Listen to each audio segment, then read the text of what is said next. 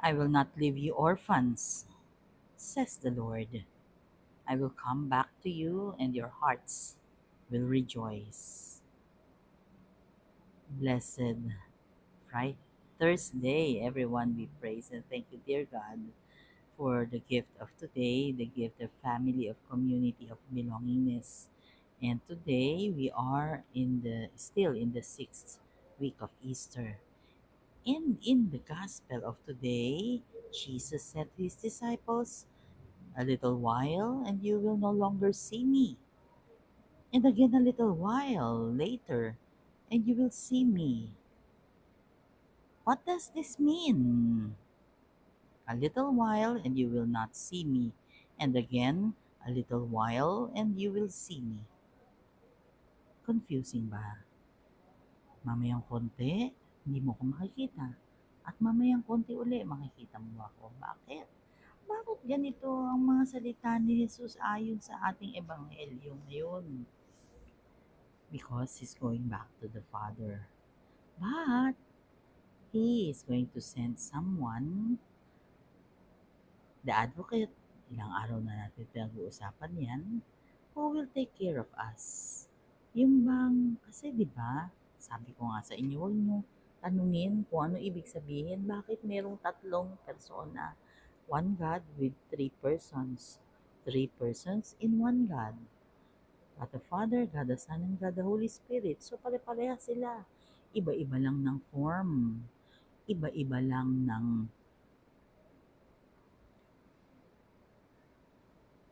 paano ba tatak. Ang tatak ng Holy Spirit is siya yung pinadala ni Jesus o ng Ama nang pumanik na si Jesus sa Ama. Pero si God the Father, siya yung Ama. Si Jesus, hindi natin tinatawag na Ama. Siya ay ating kapatid. Si Holy Spirit, siya naman yung kakandili sa atin habang ang Ama at ang Anak ay nasa kalangitan. Pero sa totoong buhay, co-equal sila. Naalala ko lang, co-equal. Parang alter ego ba? Parang katulad ni Father Glenn at saka ng elders na wala namang mataas o mababa sa kanila. Siyempre, yung SD, yung spiritual director, sila yung mataas. Pero yung alter ego is parang, almost ba, ayoko na ng mga bagay na mahirap maintindihan. Parang ang mga nangyayari sa buhay namin is madami din ako na hindi naintindihan. Pero, I must admit, sinurrender ko na lang sa Panginoon. Baka sumakit lang ang ulo ko eh. Madalas ko ang sabihin, I choose my battles. Life is short. So, kung if I will dwell on the things na mga hindi ko maintindihan, tapos I do not have control of all these things, might as well leave it to God and might as well allow the presence of God in me to take care of those things that I have no control of.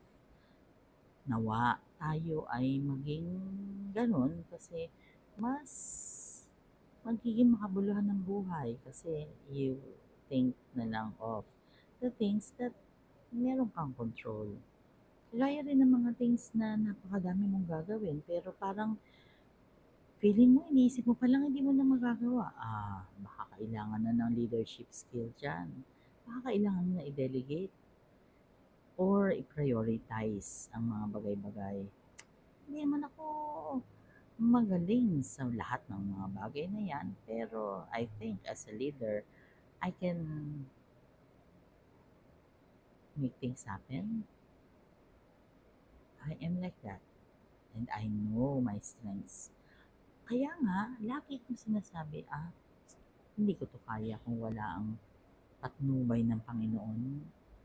Itong Holy Spirit. Palagi ko itong tinatawag. Holy Spirit, ikaw na po ang bahala. Holy Spirit, please bless this house. Please bless this property. Yung mga bagay na natataka kayo, paano ba nangyari? Nasira ang mga bahay doon sa Aguado, pero natira yung bahay namin. Hindi ako yan. Panginoong Diyos yan. Not because mabait ako, no, but because siya ay mabuting Diyos. And because palagi kong sinasabi na, Lord, please take care of this house. Parang ganun lang. So, if you want the Lord to take care of this house, ask the Lord. Lord, please take care of my family, please. I do not know how to pray, but I surrender everything to you, dear God. That's a very simple prayer, pero very powerful. In a little while you will see me, and in a little while you will not see me. So, alam niyo na ang ibig sabihin nun. Let us pray. Lord God, we are sorry for our sins, either of commission or omission. We pray for healing, healing of those who are sick, those who are requesting for prayers, and those who are praying with us right here, right now. We pray for the soul of Father Lino Nicasio. Eternal rest grant unto him, O Lord, and let perpetual light shine upon him. May he rest in peace. Amen. We lift up to you the Family Encounter Weekend Seminar and the Solo Parents Encounter. Ikaw na po ang bahala sa lahat ng mga activities na ito. All this we pray in your mighty name through the intercession of our Blessed Mama Mary. Amen. God bless.